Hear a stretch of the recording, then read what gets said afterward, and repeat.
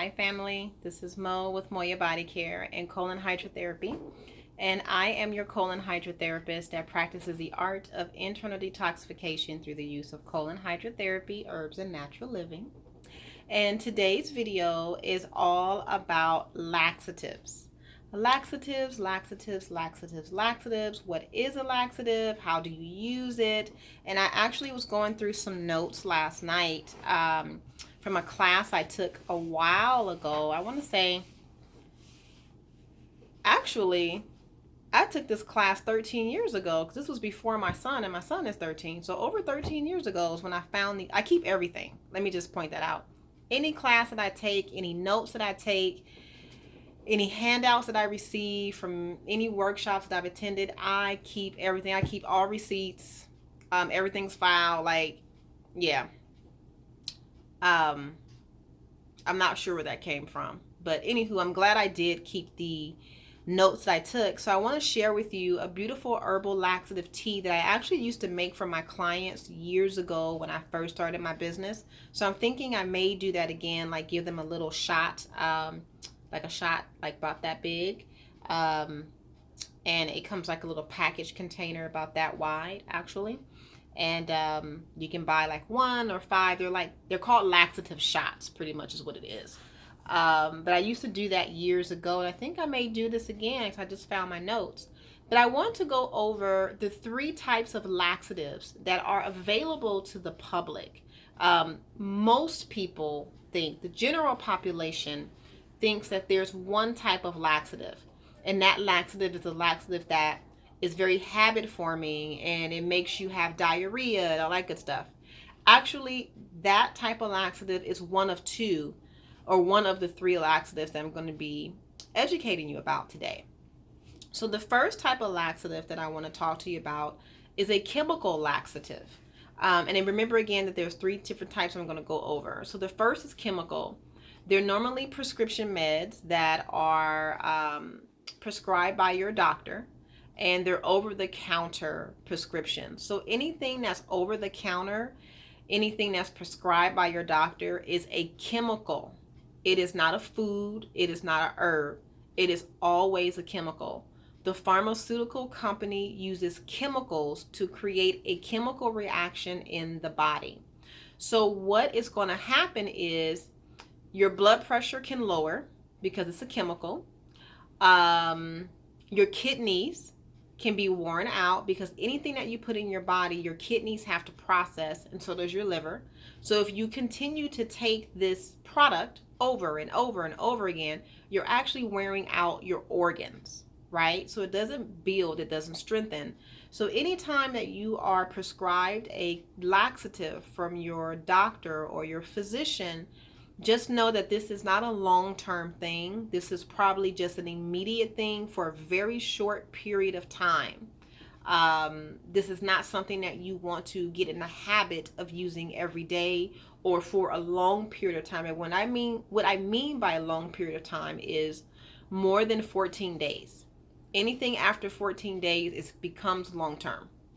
Okay, so this chemical you do not want to use at all if you can help it. If it's the only thing that you can get your hands on and you're in a situation, then okay, yeah, it's totally fine. But long-term use, do not do it. The second laxative that I want to let you know about is called osmotic laxatives. Those are also over-the-counter medications. They are a little less chemicalized, if that is a word. I'm not sure if that's a word. It's a little less chemicalized, but it's still in that same category of being over the counter and being prescribed. It also has chemicals in it, just a little less than the first laxative that I mentioned to you, which is the chemical laxative. Also, you don't want to use this for long term. It will also lower your blood pressure. It will also increase damage with your kidneys, your liver, and your colon, actually. So a lot of times when people have been taking laxatives, they've been taking the chemical and osmotic laxatives, and then they go into their GI doctor after taking these laxatives for, let's say, 6 months to a year. They go in for their colonoscopy, and the GI doctor says, oh my God, like your colon is black or it's irritated. You know, are you taking laxatives? Don't take laxatives because they're bad, etc., etc.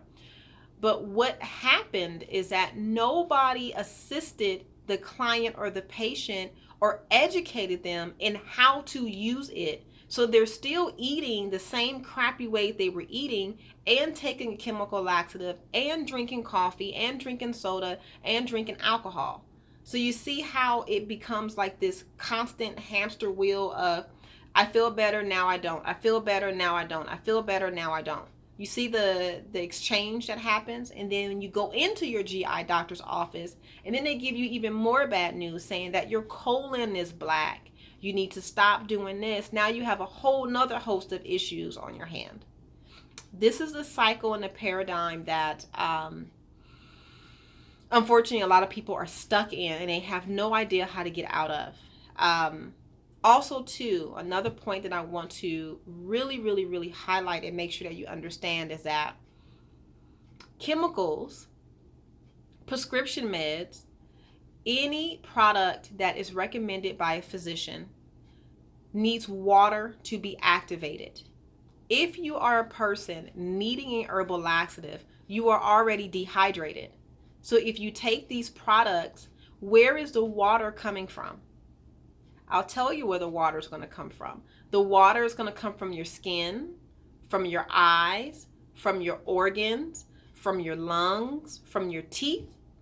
So now when you start taking these herbal laxatives and you're not consuming water because you're already constipated as is, then you start feeling achy. You're like, why is my neck like hurting? Or why is my skin looking so crazy? Or why are my eyes like getting kind of hazy? Why do I have floaters in my eyes? It's because your body is taking all the water from your cells and tissue, throwing it into your colon so that these two products, osmotic laxatives and chemical laxatives, can be stimulated to work.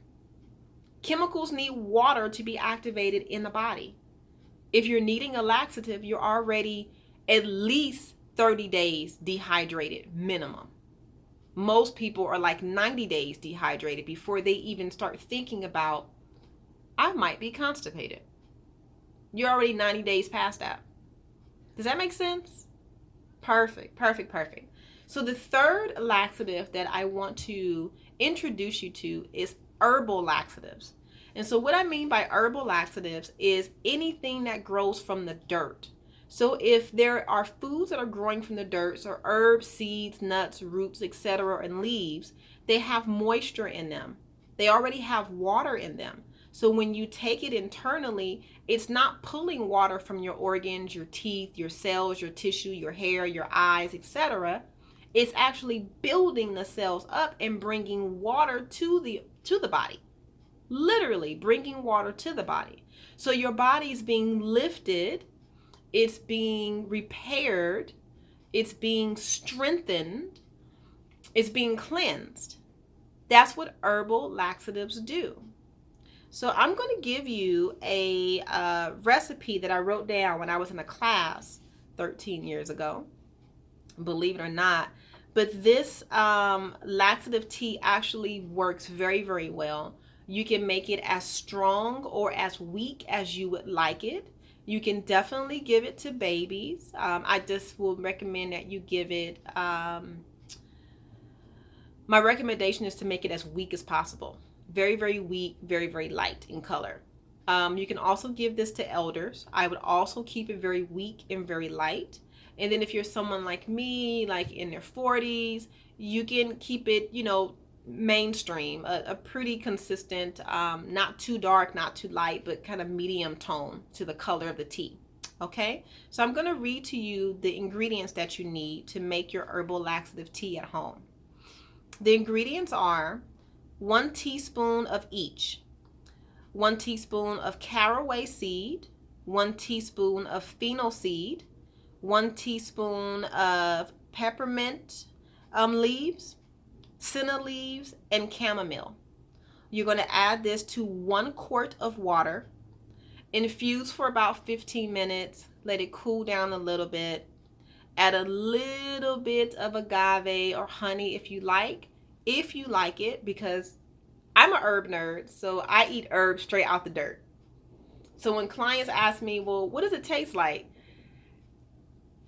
You don't want to know my opinion. I can eat herbs straight out the dirt. I can eat bark just the way it is. And I'm like, oh, it tastes good. And I'll give it to a client. They're like, what the hell, Mo, did you just give me? Oh my God. Like, I'm dying. So it's up to you if you want to use honey. If you doesn't want to use honey, it's up to you. I normally don't. I normally just drink it straight. But I've been eating and drinking herbs like this well before my son was even thought about. So I'm not the best person to talk about taste.